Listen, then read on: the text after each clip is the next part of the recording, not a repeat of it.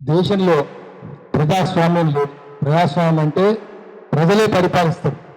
ప్రజలు పరిపాలిస్తారు. నా దృష్టిలో 543 మంది ఎంపీలు దొంగలు కనిపిస్తారు. దొంగలు లంగలు లఫంగలు. అదేవిధంగా ఆఫీసర్లను ఐఏఎస్ ఐపీఎస్లను చూస్తే వాళ్ళు అమలు చేయాల్సినవి కదా, వాళ్ళు చట్టాలు చేస్తే దొంగలు, చట్టాలు అమలు చేయాల్సిన వాళ్ళు దొంగలు కాదు, కానీ దొంగలకు సద్దులు మోసే లంగలని వాళ్ళు దొంగలు. కోర్టులలో ఏమున్నది? కోర్టులో ఏ న్యాయం లేదు.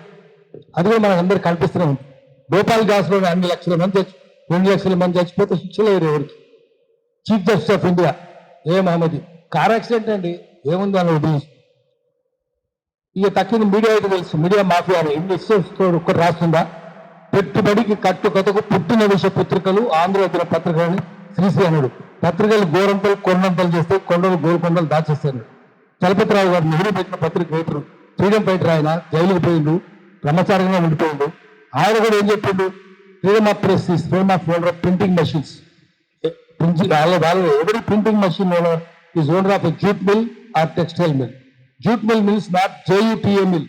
జూట్ మిల్స్ మీన్స్ జూటా మిల్, అబద్ధాల మిల్ అని. కాబట్టి అబద్ధాల మిల్ ఎందుకు రాస్తుంది? అబద్ధాలు రాస్తాయి, ఏం రాయి. అయితే ఒక చిన్న చెప్తున్నా, ఇట్లా ఇంతమందిని మోసం చేస్తుంటే రాజకీయ పార్టీలు ఏం చేస్తున్నాయి? రాజకీయ పార్టీలు మౌనం అంటే కుమ్మక్కే. దొంగలతో కుమ్మక్కైన మీరు ఏ పార్టీ మాట్లాడతలేదు ఈ విషయంలో కదా. చెంచులు కోళ్ళు తరిమేస్తుంటే, కోయలు కొండలను తరిమేస్తుంటే, వాళ్ళ అన్నమో రామస్వామి చచ్చిపోతుంటే ఒక్క పార్టీ మాట్లాడిందా? దళితులకు అన్యాయం జరుగుతుంటే ఒక్క పార్టీ మాట్లాడుతుందా? చెంచుల జనాభా 1948లో 52,000 జనాభా తెలంగాణలో, అటు ఆంధ్ర వదిలేద్దాం. ఇప్పుడు 21,000 చచ్చిపోతున్నారు. వాళ్ళు సంఖ్య తగ్గుతున్నది. ఎందుకు తగ్గుతున్నది? వాళ్ళు పోటీ చేసుకొని అడవులు ఉండలేదు, తరిమేస్తున్నారు. ఒక్క శ్రీశైలం ప్రాజెక్ట్ కడితే 45 గ్రామాలు మునిగిపోయింది. చెంచుపెంటలు మొత్తం మునిగి 45, 45 చెంచుపెంటలు. వాళ్ళు ఏమైనా కూడా ఇక్కడికి అందరూ చచ్చిపోయారు, బయటకు వస్తే చచ్చిపోతారు. ఒక్కరు మాట్లాడు, ఎందుకంటే అందరికి పైసలు పెడుతున్నాయి. ఒక్క చేరు మాట చెప్పి ఆపేస్తా. మీరు ఏదో సంపాదించి చాలా సంతోషపడతాం అనుకుంటారు రాజకీయ నాయకులు. కుక్క చావు చేస్తారు మీరు. ఇది పేదల్ని తరిమేస్తే ఇంతమంది మన రుచిరాలు కూడా చెప్తుంది కుక్క చావు. ఏమైంది? నిజాం అంతమందిని గెలిపించింది కదా. ఎట్లా చచ్చిపోయింది? ఇస్తాంబుల్లో చిన్న 2 గదులు రూము, నీళ్ళు పెట్టాడు, అన్నం పెట్టుకోడు లేడు, కుక్క సాగు చచ్చింది. ముకరం జా నిజాం నమ్మడు. ఇందిరాగాంధీ ఎట్లా చచ్చిపోయింది తెలిసి మనందరికీ. రాజీవ్ గాంధీ ఎట్లా చచ్చిపోయింది, సంజయ్ గాంధీ ఎట్లా చచ్చిపోయింది, ఎన్టీ రామారావు అల్లుల్ని పిల్లలు చెప్పులతో కొట్టింది మనం చూసినాం. పివి నరసింహరావు పుర్రగాళ్ళే కాలిందా? రాజశేఖర రెడ్డి శవం దొరకదు. అందరూ ఇట్లే ఉంది. మీరు ఏదో అనుకుంటున్నారు, మీరు కుక్క చావు చేస్తారు, వీళ్ళందరూ మంచుకుంటారు. చివరికి వీళ్ళ గురించే మాట్లాడతారు. దొడ్డు కొమరయ్య గొర్రెలు కాసింది కదా, రేపు 4వ తారీఖు అందరూ గుర్తుపెట్టుకుంటారు దొడ్డు కొమరయ్య. దొడ్డు కొమరయ్యను చంపించినాడు ఎవడు? కిషోర్ రామచంద్రుడు. సుఖరావు చచ్చిపోయింది. చెన్నారెడ్డి ప్రతాప్ రెడ్డి కుక్కలాగా చచ్చిపోయింది, నేర్పించినవాడు. వాళ్ళేమో చచ్చిపోయింది, త్వరలో కుక్క సాగు చచ్చిండ్రు.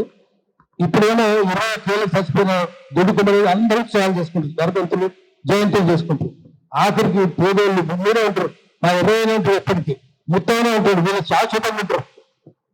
రేవంత్ రెడ్డి లాంటి వాళ్ళు ముఖ్యమంత్రులు అన్నారు కుక్క సాగు చేస్తారు, ఎవరు పట్టించుకోరు. అందుకని తెలంగాణలో సామెత ఏంటంటే అన్ని సంపాదించిన వాడు అమాసనాడు చచ్చిపోయింది, ఏమి సంపాదించిన వాడు ఏకాదశి నాడు చచ్చిపోయింది. కాబట్టి చివరికి మీరే ఉంటారు, ముత్తయ్య శాశ్వతంగా ఉంటాడు, ఎర్రయ్య శాశ్వతంగా ఉంటాడు, మిత్రులు అందరు పైన అందరు ఉంటారు. మనం చూసుకుందాం ఏం జరుగుతుందో. మనం అందరూ సంఘీభావం ఉండాలి. సంఘీభావం పునాదిగా పోరాటం చేయాలి. ఇంకందరం పోరాటాలు చేద్దాము, ప్రజల రాజ్యం తెచ్చుకుందాము, దొంగల రాజ్యం తరిమేద్దాము. డెమోక్రసీ, క్లెప్టోక్రసీ అంటే పొలిటికల్ సైన్స్ లో క్లెప్టోక్రసీ అంటే రూల్ బై థీవ్స్. చోరతంత్రం ఉంది, జలతంత్రం లేదు. ధనతంత్రం, చోరతంత్రం, ప్లూటోక్రసీ ఆర్ క్లెప్టోక్రసీ. మళ్ళీ డెమోక్రసీ తెచ్చుకోవడానికి మనం పోరాటం చేద్దాము. వీళ్ళని ముందు పెట్టి వీళ్ళ ద్వారా చేద్దాము.